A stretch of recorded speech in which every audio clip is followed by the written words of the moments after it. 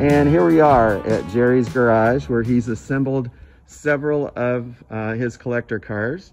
And we're going to talk about 4 of them and what they mean to Jerry, where they came from. So take it away, Jerry.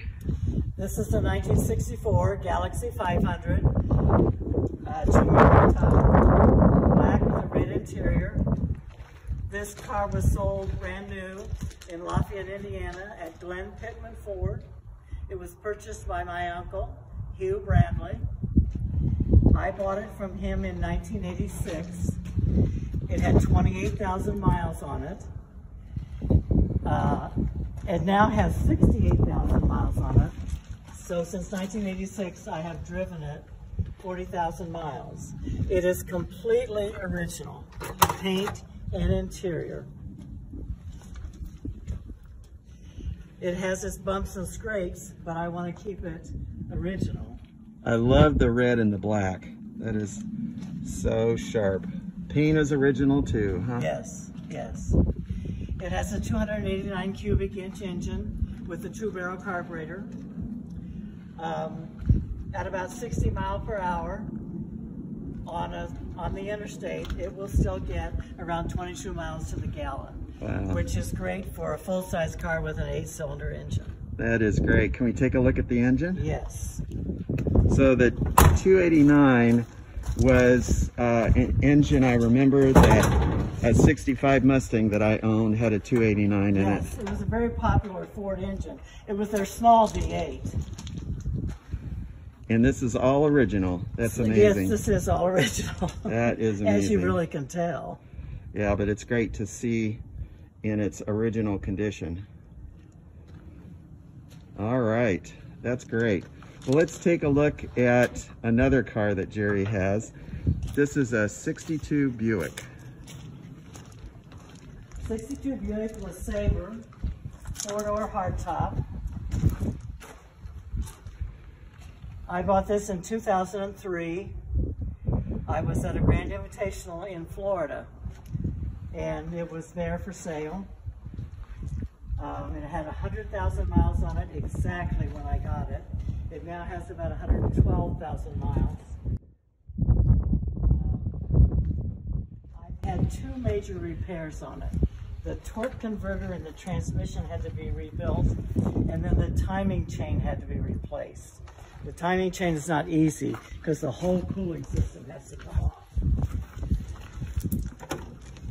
It is a very, very pleasurable car to drive. It steers beautifully. It rides beautifully. And I notice it, this is unusual, I notice it in 62 to have factory air. It has factory air, exactly. Wasn't the norm, so great. It was sold brand new in Tennessee. Second owner was in Florida, and then I am the 3rd owner. So. And tell us a little bit about the engine in this car. This is the 401 cubic inch Buick engine. They used it for years. So the 401 nailhead. Yes. Very famous Buick engine. Hard to raise the hood, it's heavy. The previous owner did a great job of detailing and refurbishing everything. Now the green in here, I think they called that Buick green. Yeah, they used it for years. So that's what came on the car, that same color, brand new on the engine. Right. Very clean. Very nice.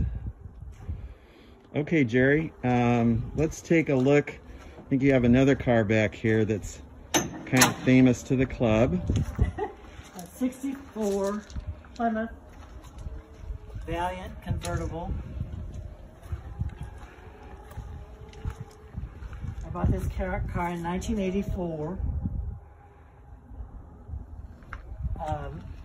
It's been through a lot with me. In 1988, I was driving on 38th Street, and a woman turned left right in front of me, and I T-boned her. She was driving a Pinto. It knocked that Pinto for a half block, but the Valiant didn't move. but I had it fixed. The whole front end had to be redone. It's had a new top 5 years ago.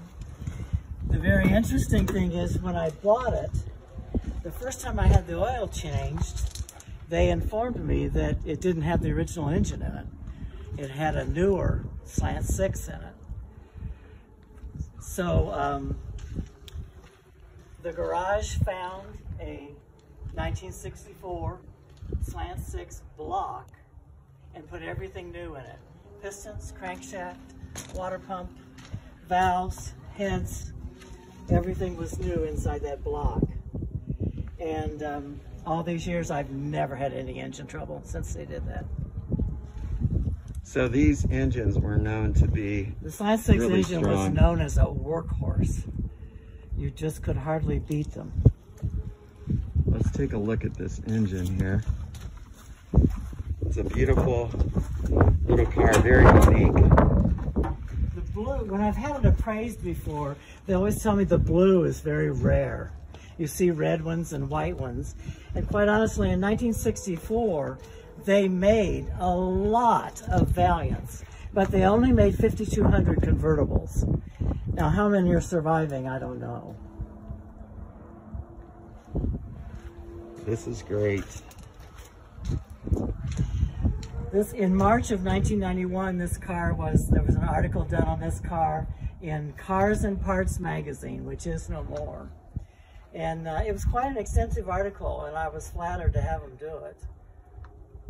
Now, what's the longest trip you've been in this car? Have you taken it out of state? Rehoboth Beach, not Rehoboth Beach, Virginia Beach. Virginia Beach, Virginia, which was a Grand Invitational, probably 25 years ago. I would never attempt to go that far again. But it made it there and back. Oh, no trouble, no trouble. That's great. This is my newest acquisition. It's a 1998 Jeep Cherokee SE, 2-door, with a 4-cylinder engine and a 5-speed manual transmission. Those three things, the transmission, the 4-cylinder engine, and the 2-door, make it unique. They sold very few of these. I've had it for about 7 months. It was sold new in St. Petersburg, Florida. It is one owner. I found it through a dealer in Mount Airy, North Carolina, and bought it from him, then drove down there and got it. I could show you the 4-cylinder engine, which most people don't know are very dependable.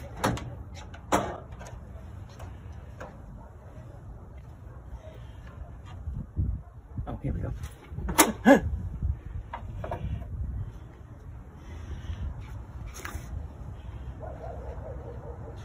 It's very clean under the hood. The dealer I bought it from detailed it, and so far I've had absolutely no trouble.